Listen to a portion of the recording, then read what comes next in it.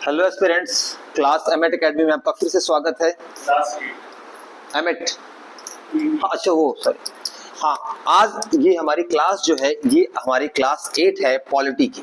ठीक है, ये मैं इसको यहाँ पे करेक्ट कर दूं तो आज हमारी क्लास एमएट की क्लास 8 है। ठीक है, कॉम्बिनेशन देखिए, M8 की क्लास 8 पॉलिटी। हमारा पॉलिटी से जो हम चैप्टर चल रहे हैं सिलेबस का, पॉलिटी का क्लास 8वीं क्लास में हम आज जो महत्वपूर्ण अनुच्छेद बचे हैं संविधान के उसको हम डिस्कस करेंगे। क्योंकि 395 आर्टिकल हैं तो थोड़ा उसमें समय लगता है, और जो अभी हमने पहला सेक्शन किया था वो हमने 1 से लेके 32 तक कर लिए थे, जो हमारे शुरू से लेके संघ एवं राज्य के क्षेत्रों से लेके और जो मौलिक अधिकारों तक थे उनको हमने डिस्कस किया था।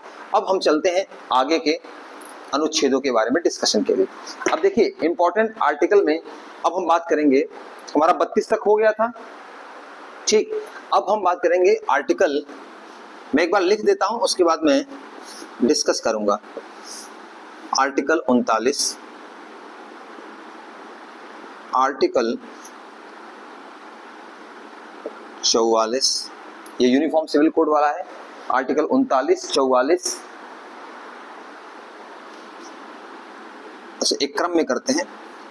आर्टिकल 39, आर्टिकल 40, ठीक है, आर्टिकल 44, ठीक है, article 48, article 50, article 51, article 51A। अब हम अनुच्छेदों को, ये हमारे आर्टिकल हैं, और ये आर्टिकल जो हैं ये नीति निर्देशक तत्वों से रिलेटेड है। किससे? DPSP से, directive principle of state policy. नीति निर्देशक, राज्य के नीति निर्देशक तत्व, नीति निर्देशक तत्व, राज्य के नीति निर्देशक तत्व। आर्टिकल 39, 40, 44, 48 ये बहुत ही इंपॉर्टेंट आर्टिकल है। ठीक है, तो आर्टिकल 39 में क्या है? राज्य द्वारा जो अनुकरणीय तत्व हैं, राज्य द्वारा अनुकरणीय जो तत्व हैं वो आर्टिकल 39 में है। ठीक है, और आर्टिकल 40 में क्या है? आर्टिकल 40 में है पंचायतों का गठन। पंचायतों का गठन, जो पंचायतों का गठन होगा वो किस आर्टिकल में है? आर्टिकल 40 में है। ग्राम पंचायतों की स्थापना, ग्राम पंचायतों की स्थापना। और आर्टिकल 44 में क्या है? UCC, uniform civil code.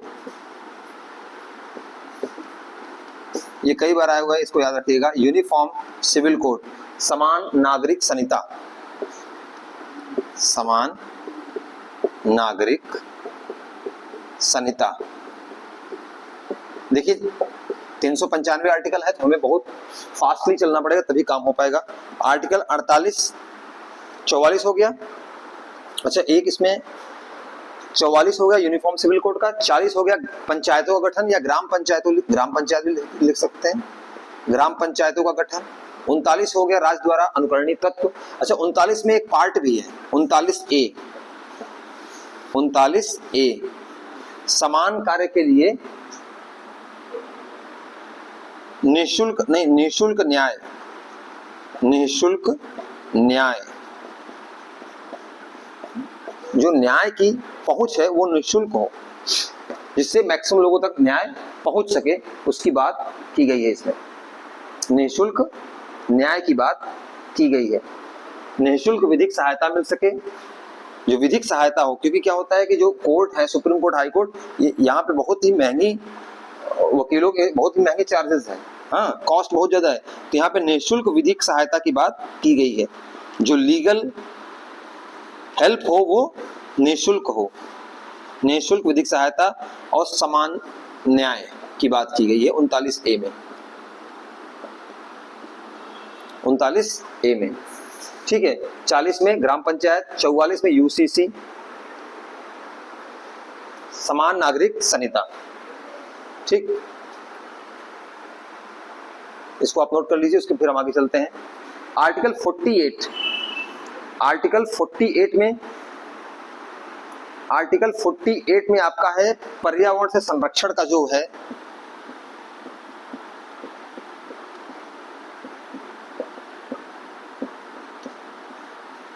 इसमें है आर्टिकल 50, 51 और 51A। 51A में तो आपको पता है क्या है, 51A में क्या है आपका, मौलिक कर्तव्यों की बात की गई है। जो फंडामेंटल ड्यूटीज जो कि बाद में जोड़ी गई, आपकी जो बाद में जोड़ी गई वो 51A में है, या 51 क कह सकते हो आप। और आर्टिकल 50 में क्या है, कार्यपालिका का न्यायपालिका से पृथक्करण, न्यायपालिका से सेपरेशन या पृथक्करण, ये आर्टिकल 50 में है। और आर्टिकल 51 में क्या है, आर्टिकल 51 में है कि जो अंतरराष्ट्रीय शांति है उसको स्थापित करना, अंतरराष्ट्रीय शांति की स्थापना की बात की जाती है। इसमें अंतरराष्ट्रीय शांति की स्थापना की बात की जाती है कि ऐसे प्रावधान बनाए जाने चाहिए जिससे कि अंतरराष्ट्रीय शांति हो सके। 50 में कार्यपालिका का न्यायपालिका से पृथक्करण, 51 में अंतरराष्ट्रीय शांति के लिए, आर्टिकल 51 में मौलिक कर्तव्य के लिए। ठीक है, जो कि नागरिकों के मौलिक कर्तव्य हैं। इसको आप नोट करें, फिर हम इसके आगे चलते हैं। जो इंपॉर्टेंट आर्टिकल हम वही पढ़ाएंगे यहाँ पे।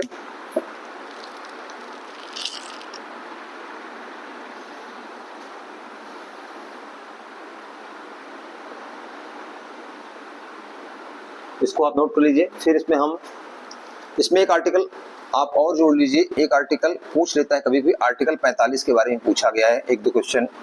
आर्टिकल 45 में क्या है, 6 वर्ष से कम बच्चों के, 6 वर्ष से कम उम्र के बच्चों के देखभाल के विषय में, देखभाल उनके केयर के लिए 6 वर्ष से कम बच्चे, याद रखना 6 वर्ष से कम बच्चों का जो देखभाल होगा, इसको मैं और साफ लिख देता हूं, देखभाल या केयर। ठीक है, इसमें देखिए दो था, एक था 6 वर्ष से 14 वर्ष के निःशुल्क जो शिक्षा का था वो किसमें था, आर्टिकल 21A में। और 6 वर्ष से कम उम्र के बच्चों की देखभाल किसमें होगी, आर्टिकल 45 में। ठीक, 44 में यूनिफॉर्म सिविल कोड, 45 में ये, 50 में कार्यपालिका का न्यायपालिका से पृथक्करण, 51 में अंतरराष्ट्रीय शांति, 51A में मौलिक कर्तव्य। ठीक है,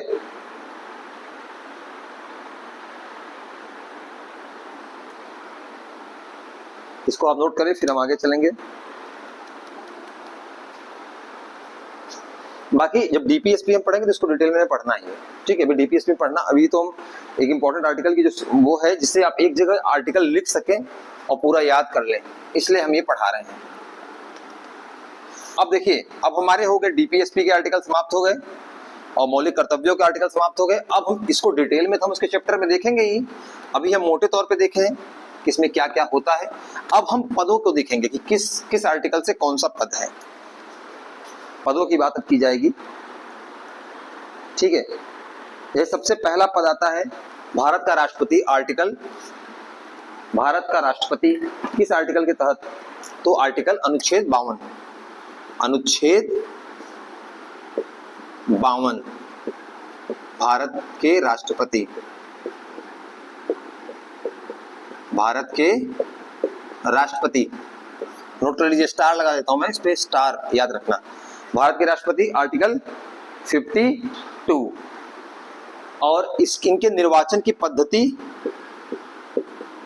किस आर्टिकल में, निर्वाचन की पद्धति इन्हीं के आर्टिकल 55। नोट कर लीजिए इसको, आर्टिकल 55 निर्वाचन की पद्धति। 52 भारत के राष्ट्रपति, निर्वाचन की पद्धति आर्टिकल 55। ठीक है, और इनको हटाए जाने की किसमें आती है? आर्टिकल 61। महाभियोग को जो प्रावधान है महाभियोग का, वो किसमें है? आर्टिकल 61। याद रखना, ये तीनों आर्टिकल इंपॉर्टेंट है। निर्वाचन 55 से होगा, 52 में इनके पद का प्रावधान है, और 61 में महाभियोग, किनको हटाए जाने का प्रावधान क्या है? वो 61 में है, आर्टिकल 61 में। 61 में इनके ऊपर जो महाभियोग की प्रक्रिया है उसके बारे में टोटल बताया गया है। ये तीनों आर्टिकल आप याद रखिएगा। ठीक, अब बात आता है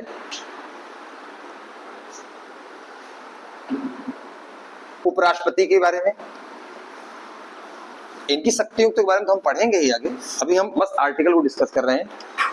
आर्टिकल 63 उपराष्ट्रपति के बारे में बात करते हैं। उपराष्ट्रपति, वाइस प्रेसिडेंट, आर्टिकल 63 उपराष्ट्रपति। राष्ट्रपति कौन सा? 52, 63 उपराष्ट्रपति। ठीक है, और आर्टिकल 61 में क्या है? आर्टिकल 61 में है महाभियोग की प्रक्रिया। किसकी? राष्ट्रपति की महाभियोग की प्रक्रिया, कि राष्ट्रपति कैसे हटाया जाएगा उसकी सारी प्रक्रिया दी गई है उसमें।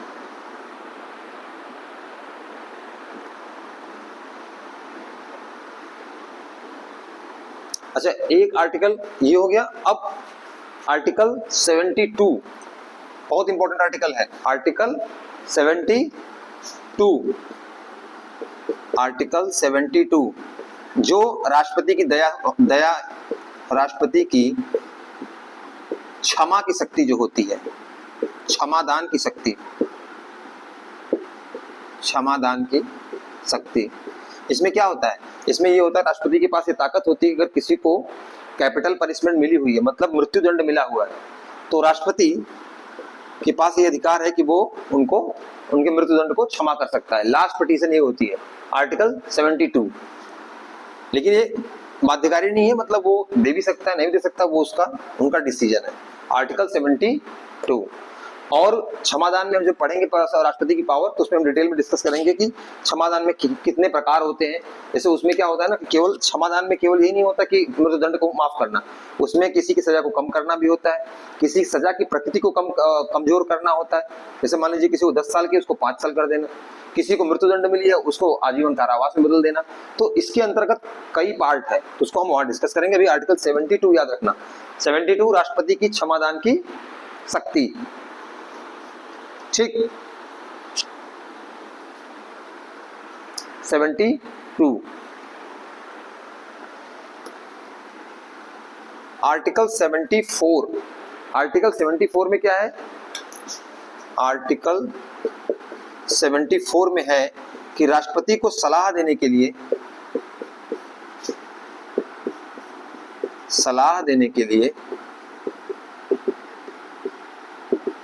सलाह देने के लिए मंत्रिपरिषद होगी।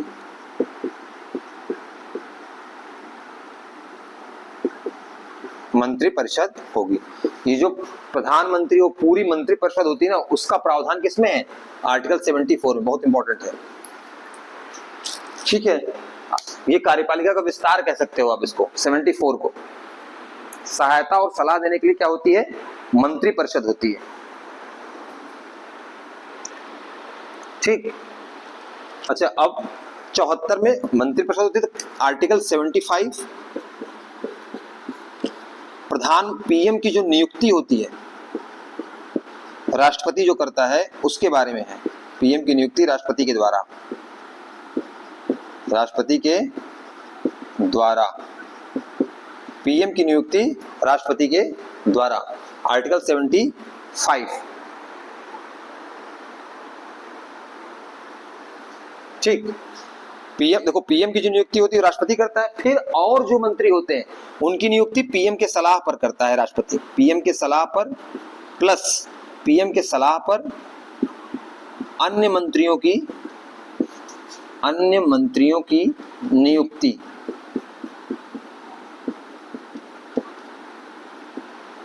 अन्य मंत्रियों की नियुक्ति। पीएम की नियुक्ति होगी आर्टिकल 75। अच्छा इस सब पार्ट में जाए तो 75(1) में है पूरा, मोटे तौर पर 75 बोलते हैं, लेकिन 75(1) के अंतर्गत ये होता है कि पीएम की नियुक्ति राष्ट्रपति करते हैं और फिर जो अन्य मिनिस्टर हैं, अन्य मिनिस्टरों की नियुक्ति पीएम के सलाह पर होती है। प्रधानमंत्री जिसको सलाह करेंगे वो व्यक्ति मंत्री के रूप में शपथ लेगा। ठीक है, 75(1) की बात हो गई है। अब बात करते हैं हम आर्टिकल 76। आर्टिकल 76, अब देखिए जितने पदाधिकारी हैं ना उन्हीं का आर्टिकल आ रहा है, जो इंपॉर्टेंट पदाधिकारी हैं उनका सबका आ रहा है। तो आर्टिकल 76 क्या है? भारत का महान्यायवादी। कई बार पूछा गया है, इसको एकदम बिल्कुल अच्छे से नोट कर लो। भारत का महान्यायवादी,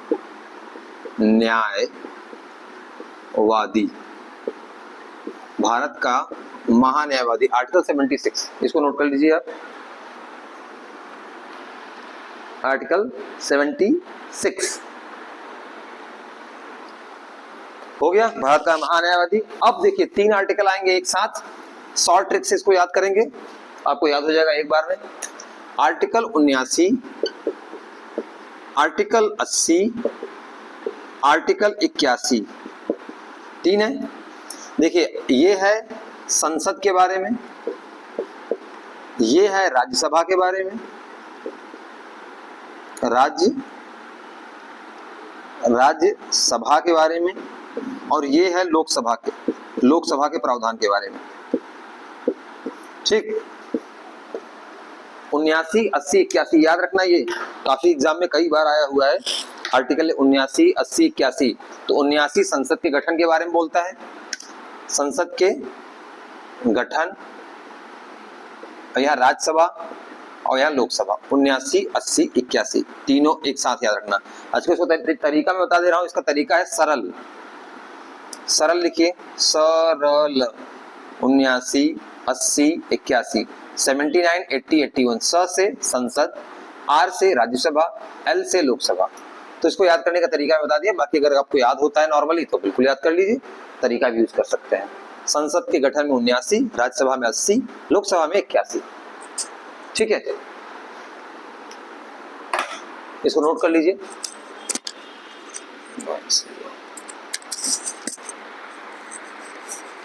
अब देखिए आर्टिकल, हम 1 से 32 में पूरा लेक्चर लगा था, अभी हम सीधा 32 से 80 में कितना समय लगा? काफी कम समय लगा, क्योंकि अब उतने डेंस आर्टिकल नहीं, एक एक आर्टिकल बहुत वो नहीं है। राज्यसभा ये हो गया 79, 80, 81। आर्टिकल 72 राष्ट्रपति की क्षमादान की शक्ति। अब बात करते हैं कि 81 तक हो गया। अब 83 में क्या है? आर्टिकल 83 में, आर्टिकल 83 में क्या है कि राज्यसभा एक स्थायी सदन होगा। ये कहाँ लिखा गया है, ये कहाँ प्रावधान किया गया? राज्यसभा एक स्थायी सदन होगा, एक स्थायी सदन होगा। ये कहाँ है? ये आर्टिकल 83 में। देखिए मेरा पर्पस आर्टिकल को एक बार में डिस्कस करने में क्यों है, क्योंकि जिससे क्या हो कि आपके 1 या 2 पेज में आपके सारे आर्टिकल आ जाएं और आप बार बार इसको देखते रहें। क्योंकि आपके एग्जाम में देखिए अभी मैं क्या है, राज्यसभा, लोकसभा, इन सब के बारे में मैं चैप्टर वाइज डिस्कस करूंगा, क्योंकि ये जैसे ये 5 मिनट की चीजें नहीं है, क्योंकि लोकसभा राज्यसभा का पूरा आपको प्रोसेस बताना पड़ेगा, सारी चीजें बतानी पड़ेंगी। तो अभी हम क्या डिस्कस कर रहे हैं कि केवल उसके एक एक आर्टिकल को डिस्कस करें, जिससे कि जो क्वेश्चन आर्टिकल बेस आते हैं वो आपसे सॉल्व हो सके। कॉन्सेप्चुअल बेस जो क्वेश्चन होंगे जो इसके अंतर्गत बनते हैं राज्यसभा के अंदर, लोकसभा के अंतर्गत, उसका हम जब चैप्टर पढ़ेंगे तब आप उससे क्वेश्चन करेंगे। अभी चूंकि हमें आर्टिकल बेस्ड क्वेश्चन आते हैं इसलिए हमें ये याद होना चाहिए। देखिए क्या होता है कि एग्जाम का ओरिएंटेशन क्या है, एग्जाम में कैसे क्वेश्चन पूछे जाते हैं, उसको समझ के ही हमें पढ़ना पड़ेगा। जैसे कई लोग क्या होता है ना, मैंने ये चीज नोटिस कई लोगों का है कि नहीं हमें कॉन्सेप्चुअली पढ़ना, हमें आर्टिकल याद नहीं करेंगे। अब भाई UP PCS, Bihar PCS, state service के एग्जाम में अगर आर्टिकल पूछ रहा है और आपके मेंस में आर्टिकल से इंट्रोडक्शन शुरू कर सकते हैं आप, तो वहां आपको आर्टिकल याद रखना पड़ेगा, आप उसमें आनाकानी नहीं कर सकते। ऐसे करोगे आपका क्वेश्चन छूट जाएगा, लॉस हो जाएगा आपको। तो इसलिए आपको आर्टिकल बिल्कुल याद रहने चाहिए। यहाँ पे आप इफ एंड बट वाला गेम नहीं है, आपको यहाँ याद रहना ही चाहिए। ठीक है, 83 क्या हो गया, राज्यसभा एक स्थायी सदन होगा। ठीक है, अब बात करते हैं आर्टिकल 101 की। 101 की, आर्टिकल 101 की, इसमें क्या होता है, इसमें होता है लोकसभा जो स्पीकर हैं उनके निर्णायक मत की बात की जाती है।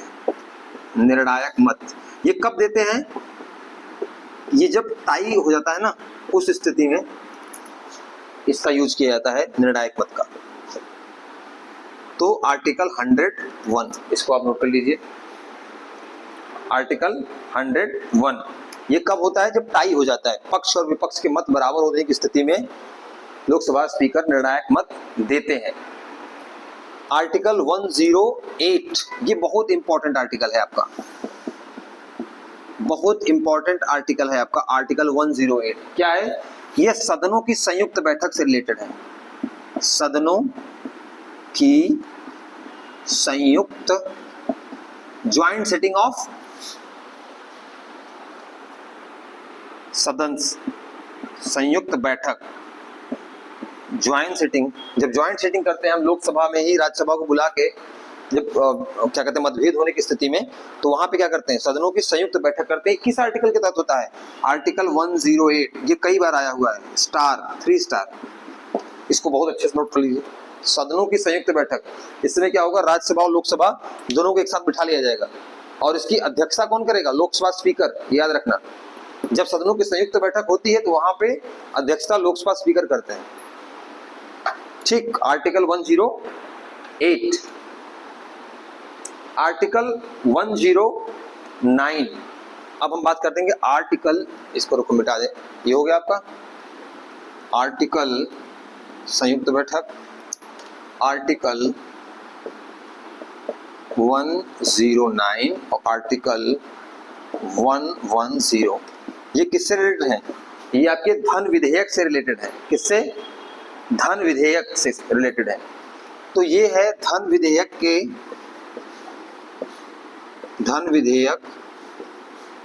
के संबंध में प्रक्रिया से, जो धन विधेयक के संबंध में प्रक्रिया क्या होगी उससे रिलेटेड है आर्टिकल 109। और ये तो है, ये आपका धन विधेयक के संबंध में।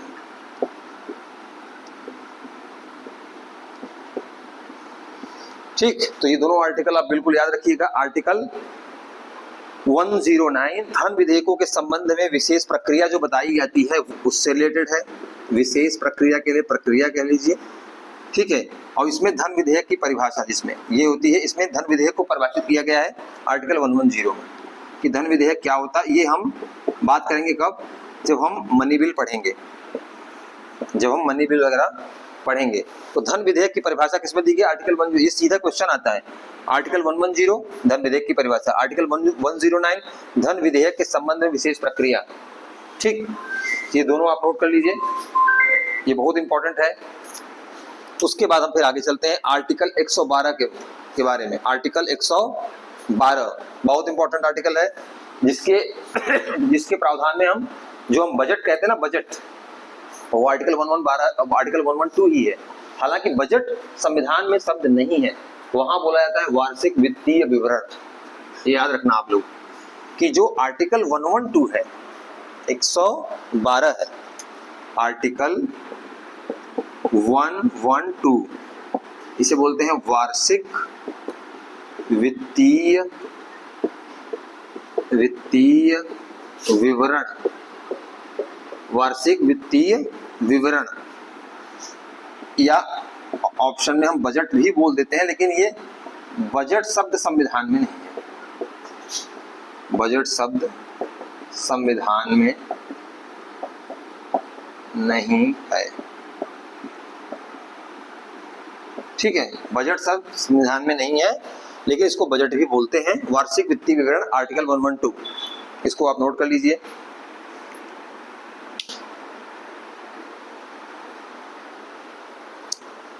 ठीक। आर्टिकल 117, आर्टिकल 117 ये वित्त विधेयकों के संबंध में बात करता है, वित्त विधेयक के संबंध में। ठीक, आर्टिकल ये बहुत इंपॉर्टेंट आर्टिकल है, याद रखना। ये बहुत ज्यादा कई बार पूछा गया है।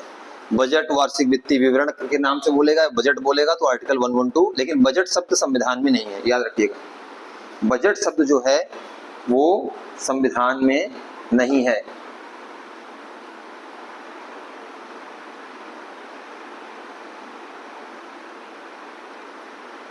ठीक, अब ये हो गया, 112 तक हो गया था। अब आर्टिकल 123, आर्टिकल 123 क्या है?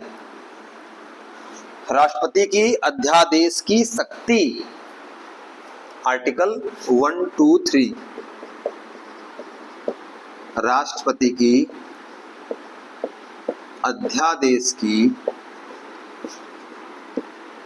अध्यादेश ऑर्डिनेंस इसको बोलते हैं, देश की शक्ति। जब ये कब दिया जाता है? इसकी सिचुएशन होती है कि जब जो अपनी संसद है उसके सदन, जो संसद के सदन अगर कार्यवाही में नहीं हो और कोई कानून बनाना संभव ना हो पा रहा हो लेकिन जरूरी हो, तो ऐसे में क्या होता है? राष्ट्रपति को ये शक्ति दी गई है कि वो अध्यादेश के द्वारा तात्कालिक रूप से कानून बना सकता है। आर्टिकल 123 ये बहुत इंपॉर्टेंट है, इसको आप नोट कर लीजिए। राष्ट्रपति की अध्यादेश की शक्ति, ऑर्डिनेंस जो कहते हैं हम। कहीं देखिए, जैसे जो किसान का 3 किसान कानून आए थे ना, आप लोगों को पता होगा, वो इसी से आए। उसमें कोरोना पीरियड था तो अध्यादेश से ही सरकार ने लाया था, बाद में उसको बिल के रूप में संसद में लाया गया था। और इसी चीज पे कहीं ना कहीं विरोध भी हुआ था कि आप अगर लाने ही वाले थे तो आप संसद में ले आते, डिस्कस करते किसानों से, बाकी सारी बातें होती। अध्यादेश से क्यों लाया गया? क्योंकि अध्यादेश में क्या होता है कि सरकार सीधा जारी करती है कानून, उसमें किसी डिस्कशन नहीं होता कुछ। तो ये जो अध्यादेश की शक्ति वो कहां से है? आर्टिकल 123। तो जो किसान वाला या कई ऐसे कानून होते हैं जो सरकार सीधा अध्यादेश से लाती है। हालांकि ये बनाया गया है अच्छे के लिए, जैसे कि मान लीजिए कि कोई चीज बहुत जरूरी है बट अभी सदन कार्यवाही में नहीं है, सदन चल नहीं रहा संसद, तो वहां यूज होना चाहिए, बट इसका मिसयूज भी होता है। तो आर्टिकल 123 है अध्यादेश की शक्ति, आर्टिकल 123 है अध्यादेश की शक्ति। अब आर्टिकल 124, अब देखिए अब आ गए हम कहा? जुडिशरी वाले में। आर्टिकल 124, आर्टिकल 124 में क्या है? सुप्रीम कोर्ट की जो स्थापना है वो इसी आर्टिकल के अंतर्गत हुई है। सर्वोच्च न्यायालय, सर्वोच्च न्यायालय, सर्वोच्च न्यायालय, सुप्रीम कोर्ट। सर्वोच्च न्यायालय का जो गठन किया गया है वो इसी आर्टिकल के अंतर्गत हुआ है। आर्टिकल 124 ये बहुत इंपॉर्टेंट आर्टिकल है, याद रखना। आर्टिकल 124 सर्वोच्च न्यायालय का गठन, ठीक है। आर्टिकल 124 बहुत इंपॉर्टेंट है। अच्छा, इस समय आपको एक और आर्टिकल इसी के साथ ही याद करा दूं। आर्टिकल 124 सर्वोच्च न्यायालय है और आर्टिकल 214 ये हाई कोर्ट है। ये होता है उच्च न्यायालय, ये है उच्च न्यायालय, ये है उच्चतम न्यायालय, ठीक है। हाई कोर्ट उच्च न्यायालय है। तो आर्टिकल 214 हाई कोर्ट और सर्वोच्च सुप्रीम कोर्ट का कौन सा है? आर्टिकल 124, ठीक। अच्छा, आर्टिकल जो सर्वोच्च न्यायालय वो एक अभिलेख न्यायालय है। ये कहाँ, ये किस अनुच्छेद में है? आर्टिकल 129 में। आर्टिकल 129 में सर्वोच्च न्यायालय अभिलेख न्यायालय है। अभिलेख न्यायालय का मतलब क्या होता है? अभिलेख न्यायालय का मतलब होता है कि जो इसके निर्णय होंगे ना वो संरक्षित रखे जाएंगे, और जो इसके क्या कहते हैं, जैसे इसके नीचे कौन है? हाई कोर्ट है और अधीनस्थ न्यायालय है। जो इसके अधीनस्थ न्यायालय होंगे सर्वोच्च के, वो इसके जो जजमेंट होंगे उसको आधार बना के निर्णय देंगे, ठीक है। तो अभिलेख का मतलब ये होता है। और अगर कोई जो निर्णय दिए गए उसका कोई कंटेम्प्ट करता है या कोई अवहेलना करता है तो उसके ऊपर कंटेम्प्ट ऑफ कोर्ट की कार्रवाई की जाएगी, दंडित किया जा सकता है। अभिलेख न्यायालय का मतलब ये होता है। आर्टिकल 1 to 9, आर्टिकल आप याद रखिएगा, आर्टिकल 1 to 9। आर्टिकल फिर आता है आर्टिकल 137। आर्टिकल 137 क्या है? सर्वोच्च न्यायालय की पुनरावलोकन की शक्ति, जुडिशियल रिव्यू की शक्ति, जुडिशियल रिव्यू की शक्ति, जुडिशियल रिव्यू या न्यायिक पुनरावलोकन, दोनों शब्द लिख लीजिएगा, न्यायिक पुनरावलोकन या जुडिशियल रिव्यू की शक्ति, आर्टिकल 137। आर्टिकल 137 न्यायिक पुनरावलोकन की शक्ति, यह है सुप्रीम कोर्ट की, आर्टिकल 137। अच्छा, एक सुप्रीम कोर्ट का और है 143। 143 है, उसमें क्या है कि राष्ट्रपति क्या होता है? आर्टिकल 143 क्या कहता है? जब राष्ट्रपति को कोई सलाह लेनी हो, राष्ट्रपति के सलाह के रूप में, सलाहकार के रूप में सुप्रीम कोर्ट, तो राष्ट्रपति को कोई सलाह चाहिए जो जुडिशियल से रिलेटेड हो, न्यायिक चीजों से रिलेटेड हो, तो राष्ट्रपति सलाह ले सकते हैं किससे? सुप्रीम कोर्ट से, और सुप्रीम कोर्ट ये देता है। तो ये किस आर्टिकल में है? ये आर्टिकल 143 है, 143 में। 137 में क्या है? सुप्रीम कोर्ट किसी भी चीज का जो कोई जजमेंट आया हो, कोई सरकार ने कानून बनाया हो, तो उसको रिव्यू कर सकती है, मतलब दोबारा देख सकती है कि हाँ यार सही बना है कि गलत बना है। ठीक, जैसे मैंने आपको कल उस दिन बताया था, एनजैक, नेशनल जुडिशियल अपॉइंटमेंट कमीशन का सुप्रीम कोर्ट ने क्या किया था? जुडिशियल रिव्यू, और उसको क्या कर दिया था? खारिज। तो ये चीज याद रखिएगा। तो article 1 to 4 supreme court, article 1 to 9 अभिलेख न्यायालय, आर्टिकल 137 न्यायिक पुनरावलोकन। ठीक, ऐसे आप आर्टिकल याद रखेंगे। अब हमारा हो गया सुप्रीम कोर्ट का। अब हम आगे चलते हैं। अच्छा, हाई कोर्ट का हमने कितना बताया था? हाई कोर्ट का भी याद लिख लीजिए। सुप्रीम कोर्ट का अलग है, हाई कोर्ट का अलग है। हाई कोर्ट का कितना है? आर्टिकल 214। ये जो राज्यों में उच्च न्यायालय होते हैं आपके, वो उसके बारे में है। जैसे कि पंजाब का अपना दिल्ली का हाई कोर्ट है, या यूपी का हाई कोर्ट है, जो इलाहाबाद उच्च न्यायालय है, जो भी है। तो आर्टिकल 214। अब हम चलते हैं इससे आगे रिलेटेड आर्टिकल में। ये हो गया हमारा उच्चतम न्यायालय का। अब हम बात करते हैं जो संवैधानिक संस्थाएं हैं उनके बारे में, कौन कौन से हैं। जैसे आर्टिकल 148, बहुत इंपॉर्टेंट आर्टिकल है, कई बार आया हुआ क्वेश्चन, इसको स्टार लगा लीजिए। ये किसके बारे में है? ये बताता है जो कैग है संस्था, कैग का मतलब क्या? Comptroller and auditor general, comptroller and auditor general. Hindi में से क्या बोलते हैं? हिंदी में बोलते हैं इसको बोलते हैं हिंदी में नियंत्रक एवं महालेखा परीक्षक, कंप्ट्रोलर एंड ऑडिटर जनरल। इसका आर्टिकल याद रखना, कैग सिंपल याद रखिए। नियंत्रक एवं महालेखा परीक्षक का आर्टिकल है आर्टिकल 148। देखो कुछ आर्टिकल ना बहुत इंपॉर्टेंट है, जैसे article 1 to 4 supreme court, article 148 CAG. ठीक, तो ये बिल्कुल ही याद रखना है, आर्टिकल 148 कैग है। आर्टिकल 148 ये इसमें क्या है? कैग है।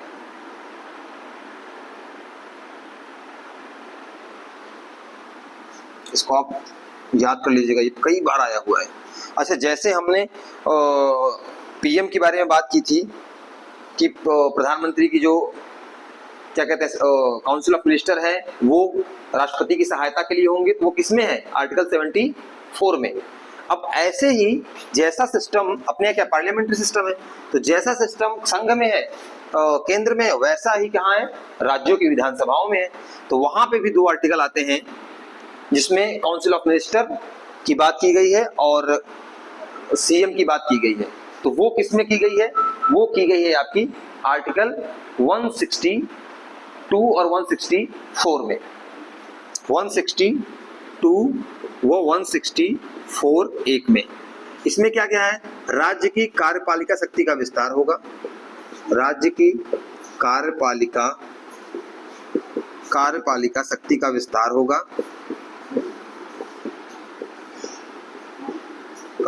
होगा, और जो 164 है ये ज्यादा इंपॉर्टेंट है कि राज्यपाल के लिए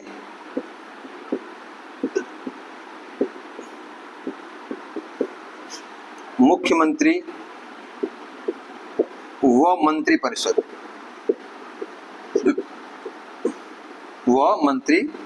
होगी। नोट कर लीजिए इसको, 164 ये बहुत इंपॉर्टेंट है। 164(1) राज्यपाल द्वारा मुख्यमंत्री की नियुक्ति और मुख्यमंत्री की सलाह पर अन्य मंत्रियों की नियुक्ति, ये नियुक्ति का है पूरा, ठीक है। राज्यपाल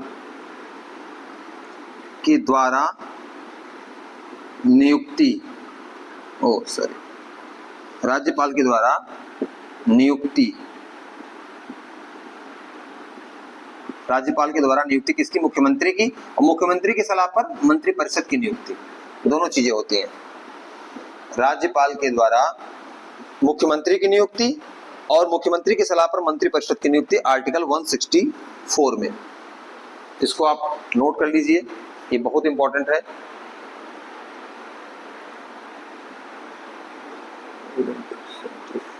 ठीक, ये होगा। अच्छा, अब है जैसे वहां पे महान्यायवादी था 76 आर्टिकल 76 में क्या था? आर्टिकल 76 में था महान्यायवादी, ये संघ में होता है आर्टिकल 76 में। तो ठीक इसी प्रकार राज्यों में महाधिवक्ता होते हैं आर्टिकल 165। आर्टिकल 165 राज्यों के महाधिवक्ता, राज्यों के महाधिवक्ता, आर्टिकल 165, ठीक है। उम्मीद है कि आपने नोट कर लिया होगा। 164 में दिया गया है कि मुख्यमंत्री की नियुक्ति राज्यपाल करेंगे और उनकी सलाह पर ये करेंगे मंत्रियों की, और आर्टिकल 165 में राज्यों के महाधिवक्ता की बात की गई है, ठीक। जो मोस्ट इंपॉर्टेंट आर्टिकल है हमें वही डिस्कस करना है। अच्छा, आर्टिकल 169 में, ये बहुत इंपॉर्टेंट आर्टिकल है, आर्टिकल 169, अनुच्छेद 169 में जो विधान परिषद है उसके गठन की बात की गई है। विधान परिषद के गठन, विधान परिषद के गठन, आर्टिकल 169, आर्टिकल 169।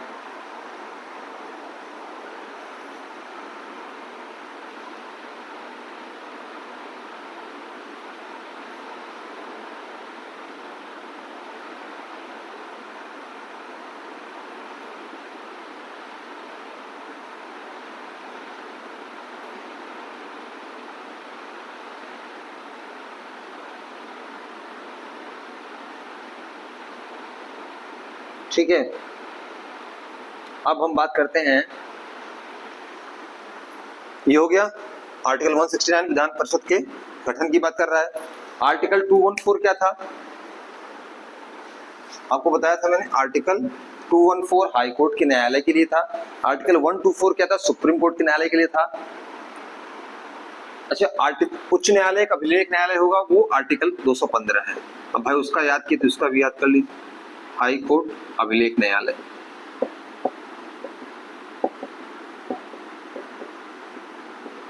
ठीक है, आर्टिकल 215, आर्टिकल 215 अभिलेख न्यायालय।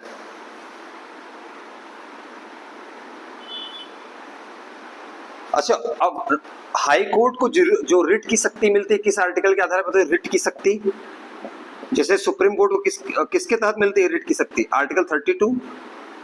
सुप्रीम कोर्ट को जो रिट जारी करने की शक्ति होती है, रिट जारी करने की शक्ति, रिट की शक्ति, ये होती है आर्टिकल 32 और इनको होती है हाई कोर्ट होती है आर्टिकल 226, आर्टिकल 226 अनुच्छेद 226, ठीक, आर्टिकल 226।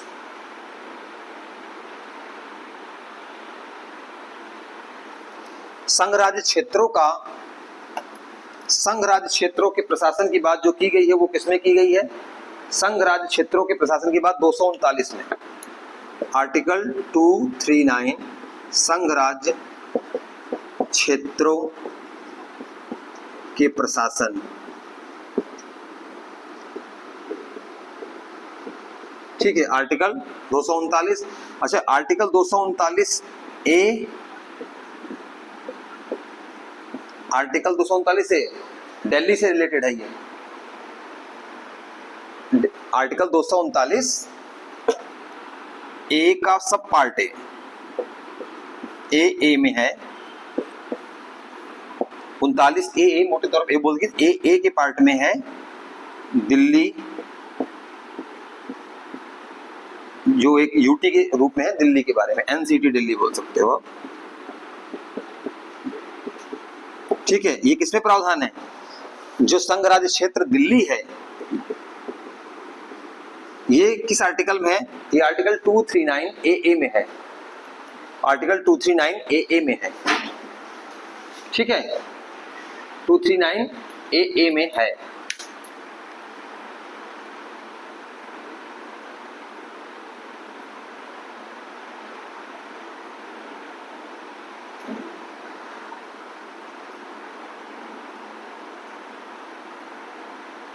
अब बात करते हैं आर्टिकल 249, आर्टिकल 249 में क्या है? आर्टिकल 249 में अगर राज्य सूची के विषयों पर, राज्य सूची के विषयों पर कानून बनाना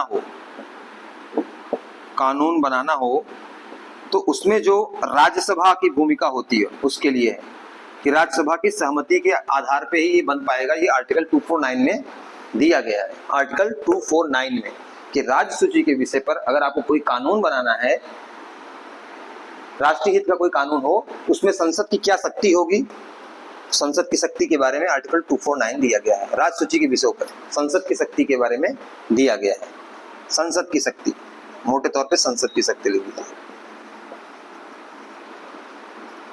आर्टिकल 249 राज्य सूची के विषय पे कानून बनाने की संसद की शक्ति, आर्टिकल 249।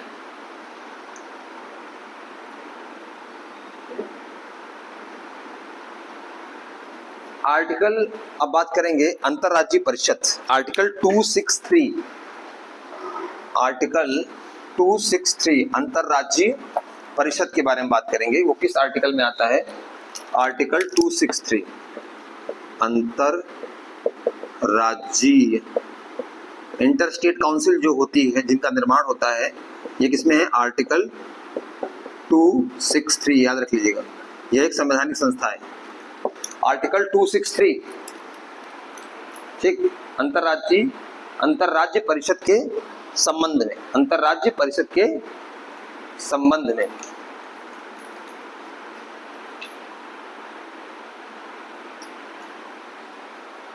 ठीक है, अब अगले आर्टिकल पर चलते हैं, आर्टिकल 266 एंड आर्टिकल 267, आर्टिकल 266 और आर्टिकल 267, इसमें लोक लेखा,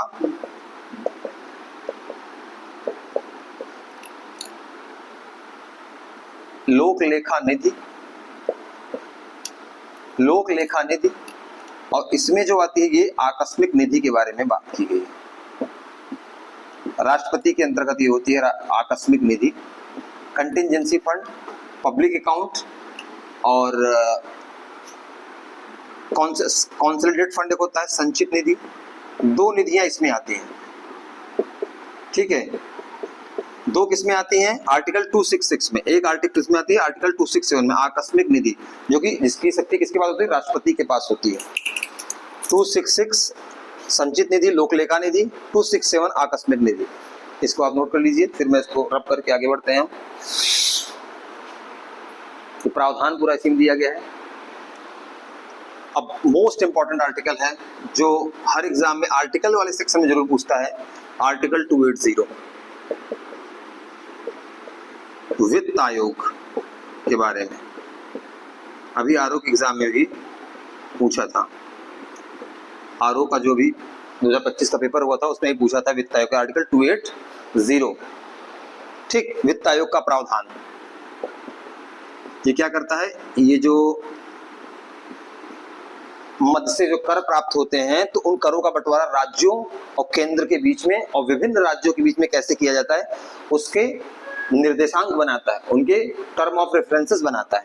ठीक है, वित्त आयोग इसकी जो सलाह होती है वो जो इसकी गाइडेंस होती है वो सलाहकारी होती है, बाध्यकारी नहीं होती सरकार के ऊपर। आर्टिकल 280 इसको एकदम मोस्ट इंपॉर्टेंट। ठीक, आर्टिकल 280। ठीक है, और आर्टिकल 300A, आर्टिकल 300A ये है संपत्ति का अधिकार। इसको हम अभी पढ़ेंगे, जानते हो कहाँ, जब हम फंडामेंटल राइट पढ़ेंगे तो आपको बताऊंगा कि ये पहले मौलिक अधिकार था, इसको बाद में अमेंडमेंट के द्वारा इसको लीगल राइट बनाया गया, संवैधानिक अधिकार बना दिया गया 300A के अंतर्गत। संपत्ति का अधिकार किसमें है, आर्टिकल 300A, इसको आप नोट कर लीजिए 300A। 300A। अब आर्टिकल आता है 312। 312 में क्या है, all India services, Akhil Bharatiya सेवाएं, अखिल भारतीय सेवाओं के बारे में, सेवाओं के बारे में प्रावधान है आर्टिकल 312। नोट करिए इसको आप, आर्टिकल 312 में हो गया अखिल भारतीय सेवाओं के बारे में, आर्टिकल 301 हो गया संपत्ति के अधिकार के बारे में, आर्टिकल 315, ये 3-4 आर्टिकल बहुत जरूरी है। 312 अखिल भारतीय सेवाएं, आर्टिकल 315 और आर्टिकल 324 इसमें है संघ लोक सेवा आयोग, संघ लोक सेवा आयोग के बारे में है जिसको कहते हैं यूपीएससी, और 324 में है अनुच्छेद 315 अनुच्छेद 324, इसमें क्या है, इसमें है निर्वाचन आयोग के बारे में। ये आप जान लीजिए कि आर्टिकल आपको याद रहने चाहिए, एक जगह रख लीजिए आप, ये बहुत इंपॉर्टेंट आर्टिकल है। आर्टिकल 324 निर्वाचन आयोग के बारे में। ठीक है, अच्छा इसमें संघ लोक सेवा है तो इसमें ये भी इंक्लूडेड है, आप याद रखिएगा, जो स्टेट के जो पीसीएस होते हैं, मतलब क्या कहते हैं इसको, उत्तर प्रदेश या राज्य लोक सेवा आयोग, राज्य लोक सेवा आयोग, ये भी इसमें शामिल होंगे। किसमें, आर्टिकल 315 में। 312 में क्या है, अखिल भारतीय सेवाएं, 315 में क्या है, संघ लोक सेवाएं, 324 में क्या है, निर्वाचन आयोग। बिल्कुल एकदम नोट कर लीजिए, इसको याद कर लीजिए। आर्टिकल 326 में क्या है, आर्टिकल 326 में जो निर्वाचन का वयस्क मताधिकार, आपने इसको नोट कर लिया, मिटाएं इसको, जो निर्वाचन का वयस्क मताधिकार है वो आर्टिकल 326 में है। आर्टिकल 326 में लोकसभा व विधानसभा के लिए निर्वाचन का वयस्क मताधिकार, ठीक है, जो वोट देने का अधिकार है ना, वयस्क मताधिकार वाला जो प्रोविजन है वो आर्टिकल 326 है। ठीक है, 326 लोकसभा विधानसभा के लिए निर्वाचन का वयस्क मताधिकार किसमें है, आर्टिकल 326 में। ठीक, अब आर्टिकल 330, आर्टिकल 330 में क्या है, आर्टिकल 330 में है लोकसभा व विधानसभा में जो शेड्यूल कास्ट और शेड्यूल ट्राइब दोनों, या शेड्यूल कास्ट केवल, इसमें दोनों के लिए सीटों का आरक्षण है। एससी एंड एसटी के लिए जो सीटों का आरक्षण है 330 में दिया गया है। आरक्षण, जो सीटें आरक्षित की गई हैं वो किसमें है, आर्टिकल 330 में, ये याद रखिएगा, बहुत इंपॉर्टेंट आर्टिकल है। 330 में, आर्टिकल 330 में क्या है? सीटों का आरक्षण है। अच्छा, 331 में क्या था?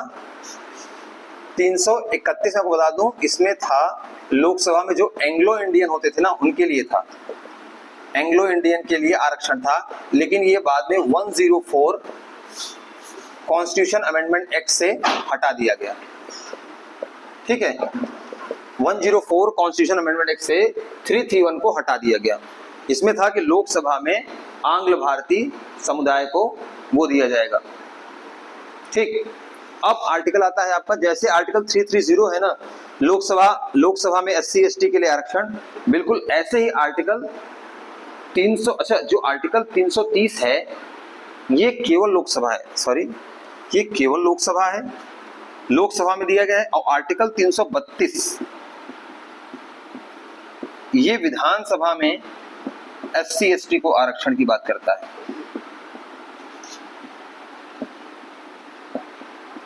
आरक्षण का प्रावधान करता है। ठीक है, आर्टिकल 332, 330, 331, 330 में लोकसभा में, 331 में एंग्लो इंडियन जो कि हट चुका है, 332 में विधानसभा में SC ST के आरक्षण में। ठीक, तो ये तीनों आर्टिकल आप याद रखिएगा। 331 वाला 104 CAA से हटा दिया गया। ठीक है, तो ये आप नोट कर लीजिए, तीनों आर्टिकल इंपॉर्टेंट है। 326 जो है वो वोट का राइट देता है, निर्वाचन का वयस्क मताधिकार। देखिए आप करीब आप अनुच्छेद हम लगभग समाप्त करने के ओर बढ़ चुके हैं, इसको आप नोट कर लीजिए। अब लगभग हमारे सारे अनुच्छेद समाप्त होने वाले हैं अब, क्योंकि आगे बहुत इंपॉर्टेंट आर्टिकल नहीं है। ये हो गया, 3-4 आर्टिकल और है। आर्टिकल 338 अनुच्छेद 338, आर्टिकल 338A, इसमें है शेड्यूल कास्ट के लिए आयोग का प्रावधान, national commission for schedule caste NCSC। ठीक है, और इसमें है शेड्यूल ट्राइब के लिए आयोग का प्रावधान, के लिए आयोग, ये है NC, national commission for schedule tribe. ठीक है, 338A। अच्छा, इसमें एक आर्टिकल और जुड़ा है 338B, इसमें क्या है? National commission for OBC। अब ये नया आयोग बना है, national commission for other backward classes, अति पिछड़ा, जो अन्य पिछड़ा वर्ग है उनके लिए भी एक राष्ट्रीय आयोग का प्रावधान किया गया, वो आर्टिकल 338B में है। तो 338, 338A, 338B, इसको तीनों आप नोट कर लीजिए, पिछड़े वर्गों के लिए है। अच्छा, अब एक आर्टिकल है पिछड़े वर्ग से रिलेटेड है, आर्टिकल 340।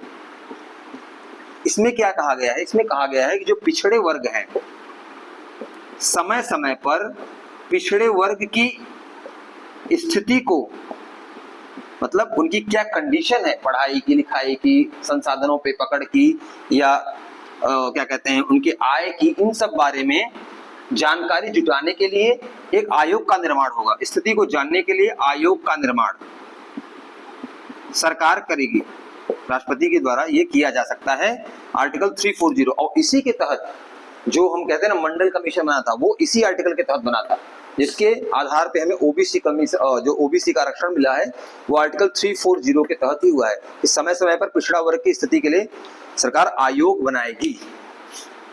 ठीक, तो यहां तक हमने जो बहुत इंपॉर्टेंट आर्टिकल थे हमने यहाँ ये देख लिया है। अच्छा, कुछ आर्टिकल हैं जैसे कि आपातकाल से रिलेटेड 300 जो हम पढ़ते हैं, 352, 356 और 360 के बारे में, उसको हम बस देख लेते हैं, अब लास्ट चल रहा है। 300 देखिए इंपॉर्टेंट आर्टिकल कौन सा है? Article 352, article 356 article 360। देखिए ये होता है राष्ट्रीय आपातकाल के बारे में, इसको हम पूरा डिस्कस करेंगे आगे, क्योंकि ये पूरा चैप्टर ही है। नेशनल इमरजेंसी इसे बोलते हैं। ये है राज्य, इसे कहते हैं राष्ट्रपति शासन या राज्यों में जो आपातकाल लगता है उसके बारे में है। और जो ये है ये वित्तीय आपातकाल के बारे में है, वित्तीय आपातकाल। ठीक है, इन तीनों को हम आपातकाल के चैप्टर में पढ़ेंगे, इसको तीनों आप नोट कर लीजिए, 352, 356 एंड 360। ठीक है, और अब एक आर्टिकल जो सबसे महत्वपूर्ण आर्टिकल है, ये आपका आप नोट करिए, मैं उधर लिख दे रहा हूं। सबसे लास्ट आर्टिकल है, सबसे इंपॉर्टेंट आर्टिकल में से जो श्रेणी थी हमारी, वो सबसे लास्ट आर्टिकल है, बहुत इंपॉर्टेंट है, आर्टिकल 368। इसके बिना सब कुछ अधूरा है। ये संविधान में जो संशोधन की प्रक्रिया है उसके बारे में बताता है, क्योंकि समय समय पे संविधान संशोधन होता आ रहा है। तो संविधान संशोधन की जो प्रक्रिया है कैसे होगा दोनों सदनों के द्वारा, उस प्रक्रिया को पूरा बताया गया है आर्टिकल 368, 368। ये बहुत इंपॉर्टेंट आर्टिकल है, ये याद रखिएगा आप। तो यहाँ पे हमने मोस्ट इंपॉर्टेंट की जो आर्टिकल थे उनको हमने अच्छे से एक जगह कंसोलिडेट कर लिया, जिससे कि आप जो आर्टिकल से रिलेटेड क्वेश्चन आते हैं स्टेट सर्विसेज में या आपके एसएससी में मैंने एक पैटर्न देखा है। मैं आपको एसएससी के एग्जाम के लिए बात बता दूं कि एसएससी में क्या होता है कि वहां पे आर्टिकल से रिलेटेड क्वेश्चन बहुत पूछे जाते हैं। तो आर्टिकल वाले सीधे क्या होते हैं, आपको याद रहने चाहिए क्या 352 में ये है, 356 में ये, 360 में ये, 368 में ये। तो ऐसे आपको ये याद रहने चाहिए। ठीक है, तो अब ये जो मोस्ट इंपोर्टेंट आर्टिकल की सीरीज थी ये यहाँ पे समाप्त होती है। अब हम अगले चैप्टर से, अभी तक हमारा संविधान का हुआ अनुच्छेद, भाग, अनुसूची। अब हम क्या करेंगे, आगे जो संविधान के जो पार्ट हैं, जैसे राष्ट्रपति की शक्ति है, प्रधानमंत्री का है, संसद की कैसी है, राज्यसभा, वो सब अच्छे से डिस्कस करेंगे चैप्टर वाइज, टॉपिक वाइज। ठीक है, तो आप लोग बिल्कुल ऐसे ही हमारे चैनल को देखते रहिए, और जो चीजें पसंद आ रही है तो उसे हमारे चैनल को लाइक करिए, शेयर करिए, सब्सक्राइब करिए और अपने फीडबैक हमें दीजिए। और जो भी आर्टिकल से रिलेटेड आज क्वेश्चन है उसको जाके अटेम्प्ट करिए। अच्छे खासे क्वेश्चन हर एग्जाम में आर्टिकल से रिलेटेड पूछता है। अभी आरओ का पेपर हुआ था, वहां पे 2 से 3 क्वेश्चन आए थे। पीसीएस के हर बार पेपर में कम से कम 3 से 4 क्वेश्चन आर्टिकल से रिलेटेड आते ही आते हैं। एसएससी में भी बहुत इंपॉर्टेंट है ये, क्योंकि एसएससी में क्या होता है कि बहुत डेप्थ में तो जाते नहीं वहाँ पे, क्योंकि वहाँ एसएससी में जो जांच करनी है वहाँ पे जो टेस्ट लेते हैं वो मैथ्स का और इंग्लिश का ज्यादा वेटेज रहता है। तो पॉलिटी के वगैरह का वहाँ वेटेज का हो, तो आर्टिकल से रिलेटेड ज्यादा क्वेश्चन पूछे जाते हैं। तो ये एसएससी में भी आपको फायदा देगा। तो इसी के साथ अब ये क्लास नहीं समाप्त करते हैं। आर्टिकल का चैप्टर खत्म हुआ, हमने भाग पढ़ लिया, अनुसूचियां पढ़ ली, हमने अनुच्छेद भी खत्म कर लिया। अब हम मिलते हैं नेक्स्ट क्लास में, पॉलिटी के जो अगले टॉपिक्स हैं उनके बारे में अध्ययन करेंगे। तब तक के लिए जय हिंद।